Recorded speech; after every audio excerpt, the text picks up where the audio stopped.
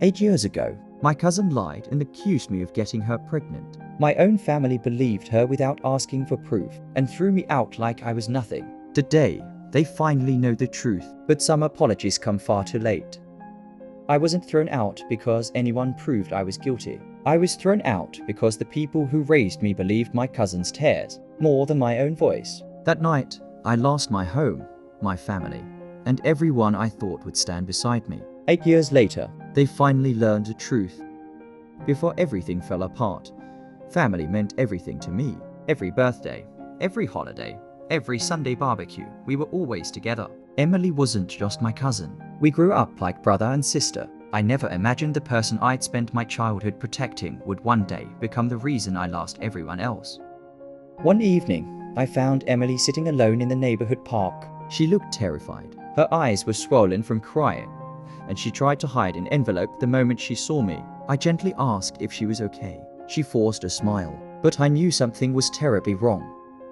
As I bent down to help her collect the papers, one photograph slid across the pavement. It was an ultrasound image. My heart sank. Emily burst into tears. Between sobs, she admitted she was pregnant. The baby's father had refused to take responsibility and had disappeared after finding out. I promised her I wouldn't tell anyone until she was ready. "You're still family," I said. "We'll figure something out."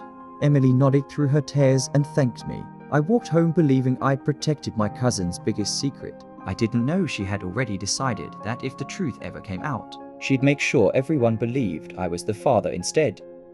3 days later, my parents invited everyone over for a family dinner. I thought Emily had finally found the courage to tell them the truth herself. She barely touched her food. Her hands trembled around her glass, and she couldn't look me in the eye. I assumed she was nervous about revealing her pregnancy. I had no idea I was about to become the sacrifice that protected her lie. Without warning, Emily pushed back her chair and burst into tears. The entire room fell silent. My mother rushed toward her, wrapping her arms around her shoulders. My father demanded to know what was wrong. Emily struggled to breathe between sobs before whispering, "I am pregnant." The room froze. Nobody moved. Nobody spoke. Then came the words that destroyed my life. Emily slowly raised her shaking hand, pointed straight at me, and cried, "Daniel is the father." My mind went completely blank. For several seconds, I couldn't even process what I'd just heard. I looked around the room, expecting someone to laugh, to call it a misunderstanding, but no one did. My father exploded before I could even speak. "How could you do this to your own cousin?" he shouted. My mother held Emily as though she were the only victim in the room. Then my older brother looked me straight in the eyes and said something I'll never forget. "Don't even bother lying, Daniel." In that moment, I realized they had already made up their minds.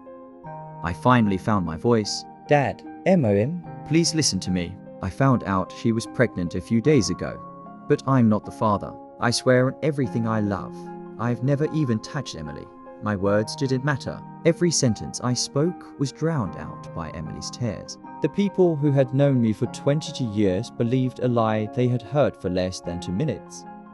My father stormed across the room, grabbed me by my shirt, and dragged me toward the front door. "Don't call me Dad ever again," he shouted. I begged him to stop for just 1 minute so I could explain everything. He wouldn't even look me in the eyes. The man who had taught me to always tell the truth refused to let me speak when the truth mattered most. My suitcase hit the ground first, then my backpack. "You are no longer welcome in this house," my father said. The front door stayed open just long enough for every relative to watch me stand there in complete disbelief. Not a single person stepped forward to defend me. Not one. I looked at my mother, hoping she'd be the one person who knew the kind of son she had raised. "Mom, please."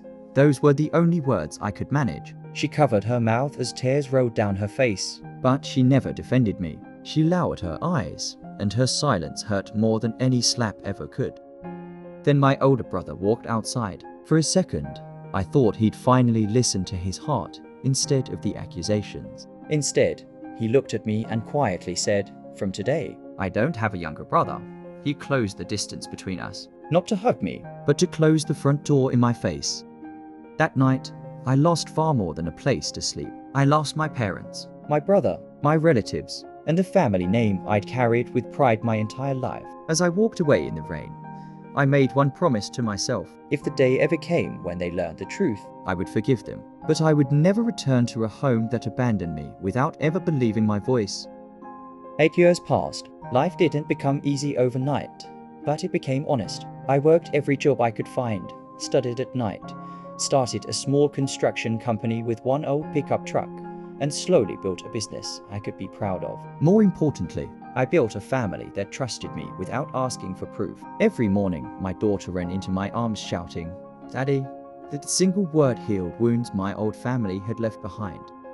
Success wasn't measured by expensive cars or giant mansions. It was measured by peace. My company grew because people trusted my word. Every contract reminded me that reputation isn't built by rumors. It's built by years of keeping your promises. For the first time in my life, I felt completely free from the past.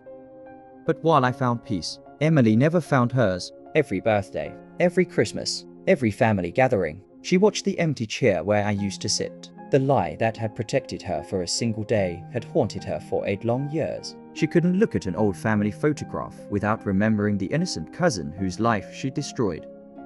One Sunday afternoon, Emily called everyone together. Her hands shook so badly she could barely hold the letter she'd written. Before anyone could ask why, she broke down crying and whispered, "I've been lying to all of you for 8 years. Daniel never got me pregnant." The room fell completely silent. Emily confessed everything. The baby's real father had abandoned her, and after Daniel discovered her secret, she panicked. Instead of trusting the one person who promised to protect her, she framed him to protect herself. My father's face turned pale. My mother burst into tears. My brother couldn't even stand. In a single moment, they realized they hadn't lost me because of the lie. They lost me because they never believed me. 2 days later, my family stood outside a house they never imagined I'd own. My father stared at the front door for almost a full minute before finally finding the courage to ring the bell. Through the window, they saw me laughing as I played with my daughter. My mother broke down in tears. "He really built a life without us," she whispered. When I opened the door, nobody spoke. 8 years of regret stood on my doorstep. My daughter gently held my hand and asked, "Daddy, who are they?" I looked at the people who had once been my entire world and quietly answered, "They're people I used to know a long time ago." Those words hurt them more than any insult ever could. My father dropped to his knees before I could stop him. Through tears, he admitted that he had failed as a father. My mother begged for another chance. Ethan apologized for turning his back on me without listening. Emily couldn't even raise her head as she whispered, "I'm sorry for stealing 8 years of your life." I listened to every word, without interrupting once. When everyone had finished, I took a deep breath and said, "I forgave all of you years ago." Hope instantly appeared on their faces. Then I continued, "But forgiveness doesn't erase consequences. The day you believed a lie without believing your own son was the day I stopped having a home here. I don't hate any of you anymore. I truly pray you find peace, but I'm not coming back." I hugged my daughter, took my wife's hand, and walked back into the life we'd built together. I never slammed the door. I never shouted. I simply chose peace over reopening old wounds. As the door closed behind us, my family finally understood the lesson they'd spent 8 years learning. Sometimes the greatest punishment isn't revenge. It's living with the knowledge that you lost someone who never stopped loving you, simply because you never believed them when it mattered most. Welcome to the Vindictive Archive. Some betrayals can be forgiven, but not every broken family can be rebuilt. Tell us in the comments, if you were Daniel, would you have gone back to your family or made the same choice? If this story moved you, don't forget to subscribe. Until the next entry, the ledger is closed.